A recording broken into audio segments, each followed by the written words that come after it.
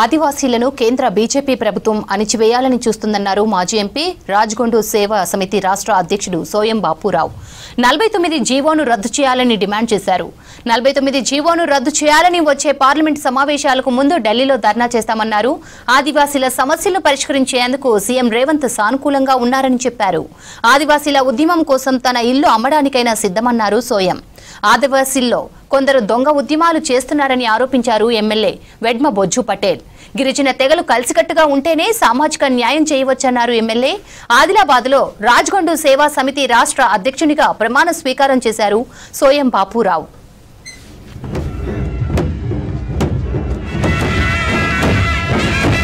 రాబోయే రోజులలో GO number 49 ఏదైతే ఆనాటి బీఆర్ఎస్ బీజేపీ పార్టీ కుట్రపడి ఆదివాసీ 339 గ్రామాలని ఖాళీ చేయడానికి ప్రయత్నం చేస్తుంది. కాబట్టి ఇప్పటికే ముఖ్యమంత్రి గారు మా అందరి మాట విని ఇవాళ రాజ్గొండ సేవా సమితి పోరాటం విని ఇవాళ తాత్కాలిక నిలుపుదల చేయడం జరిగింది. కానీ రేపు రాబోయే రోజులలో భారతీయ జనతా పార్టీ దాన్ని గజెట్ చేసి మళ్లీ ఆదివాసులను మోసం చేయడానికి ప్రయత్నం చేస్తే తప్పనిసరిగా ఆనాడు ఏ విధంగా అయితే రామ్లీలా మైదానంలో ఏ విధంగా అయితే పోరాటం చేసినామో అదే దానికంటే డబుల్ టిబుల్ చేస్తామని కూడా ఈ సందర్భంగా తెలియజేయడం జరుగుతుంది.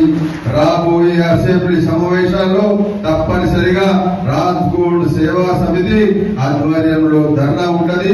రాబోయే పార్లమెంట్ సమావేశాలు ఈ సమావేశాలు కాకుండా వచ్చే పార్లమెంట్ సమావేశాల్లో ఖచ్చితంగా రాజ్గొండ సేవా సమితి ఎన్ని రోజులు పార్లమెంట్ నడిస్తే అన్ని రోజులు 49 గజెట్ ను ఆపాలని అన్ని రోజులు టెంట్ ఉంటుందని కూడా ఈ సందర్భంగా తెలియజేయడం జరుగుతుంది.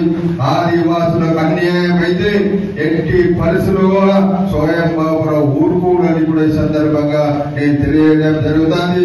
ఆనాడు ఈ ఎమ్మెల్యే ఒకసారి అయినప్పుడు నేను ఇల్లు కట్టి ఆ ఇల్లును కూడా అమ్మి ఆదివాసుల కోసం పోరాటం చేసిన అవసరం అనుకుంటే ఆదిలాబాద్ లో కూడా ఇల్లు అమ్మినా ఆదివాసులకు అన్యాయం అయితే అది కూడా అమ్మి పోరాటం చేయడానికి సిద్ధంగా ఉన్నది కూడా ఈ సందర్భంగా నేను తెలియజేయడం